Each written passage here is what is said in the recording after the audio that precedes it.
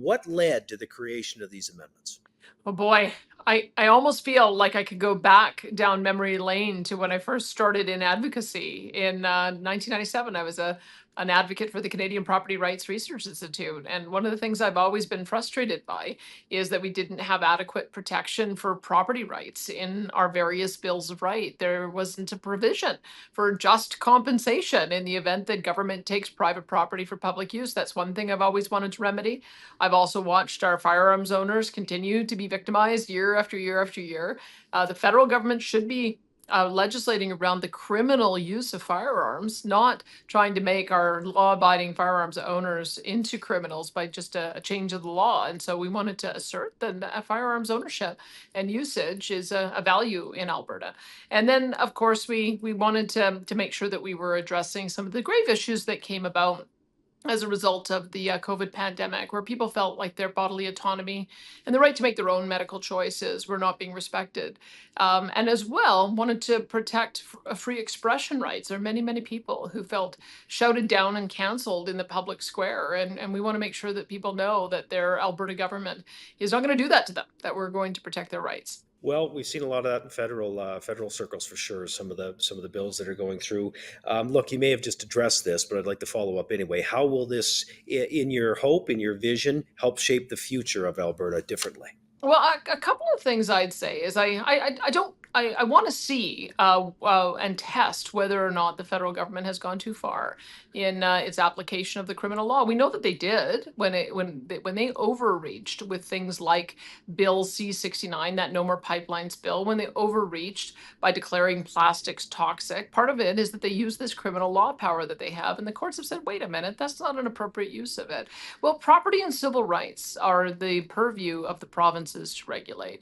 And so I'm prepared to test that out to see if the federal government decides to take property or regulate away its use to see whether or not we can offer some protections to Albertans. What we do know is that regardless of whatever pending future battles there might be with the federal government, what people can be rest assured is that Alberta has taken a very clear stand here. We believe that the provincial government should be a bastion of freedom for those who want to come here, and that we want to make sure that we're conducting ourselves in a way that respects these rights. And I think that that's a very good signal for us to send. I'm going to park the federal government for a second, but I promise you I'm coming back to it because there's reason to this week.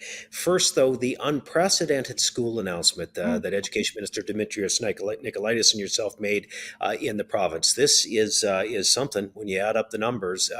I know that you were a driving force behind that. Has it just gotten to the point where something large like this needed to be done? Oh my goodness. I mean, we had a number of years where enrollment was pretty well flat. And so we were able to manage the new school enrollment with the existing open space. We had a problem of certain schools in established neighborhoods having low utilization rates.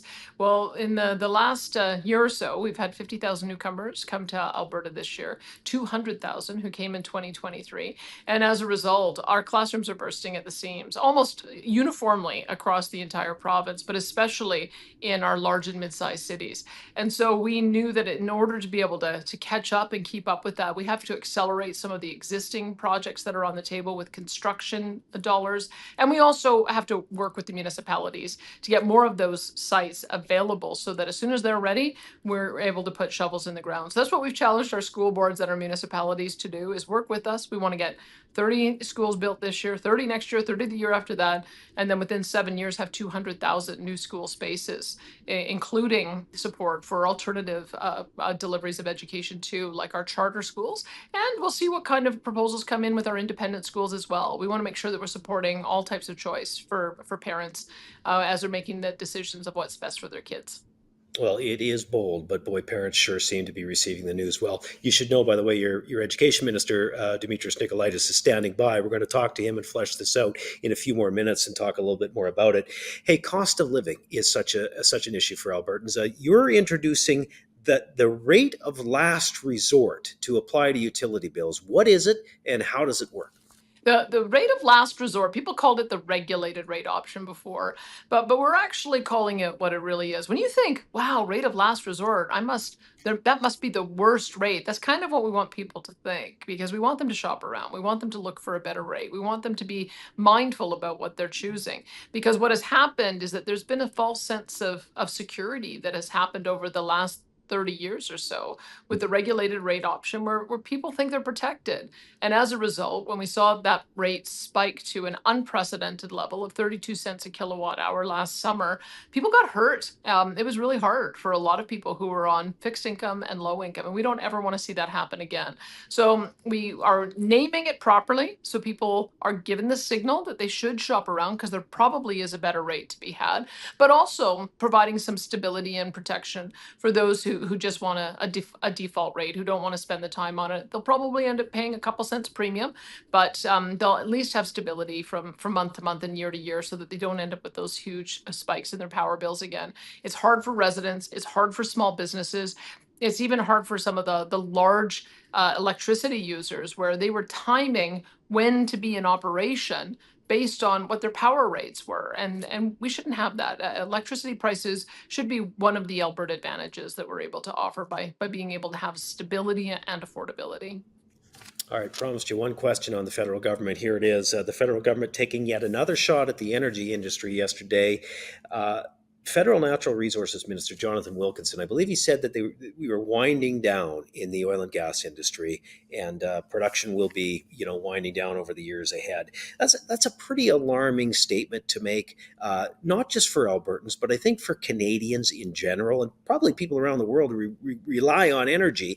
What are your thoughts on what he had to say? Well, let me be restrained because you can imagine what I thought when I saw that. But what I will say is he's wrong. Number one, it's not his decision to make because resources fall firmly within the hands of the provinces. Alberta owns 85% of the resource. And I have already said that our aspiration is to double our oil and gas production. And we will reduce emissions the smart way. We'll do it by exporting lower emitting fuels like LNG and ammonia and hydrogen. We will do it by using carbon capture, utilization, and storage to capture and sequester the CO2 emissions, as we've been doing for decades with enhanced oil recovery using CO2 and other types of innovations. So through technology, we'll be able to address both. We'll be able to continue producing this resource that the world needs, that we are the best provider of as a reliable democratic partner, but we'll also reduce emissions. So quite frankly, he's wrong. And it's not in his purview anyway. And it just underscores why we've been fighting with the federal governments, because in their honest moments, they tell us what they really want to do. They tell us they want to shut the industry down. They tell us they want to keep it in the ground. And that's why we've got to make sure that we're fighting on behalf of all Albertans and all Canadians. It is the largest amount of contributor to our GDP. It is the largest export. It generates a massive amount of revenue, not only for us, but also for Ottawa, which they then use to help subsidize the programs that they deliver in the rest of Canada. So we are not going to be apologetic about providing a product that the world needs. We're going to do it responsibly. And I wish that he would get on board with that vision, because he continues to antagonize our energy sector and continues to step outside the federal lane. Well said. I'm sure a lot of Albertans are thankful you were there to address it. Premier, as always, thank you for your time. My pleasure. Talk to you again, Bruce.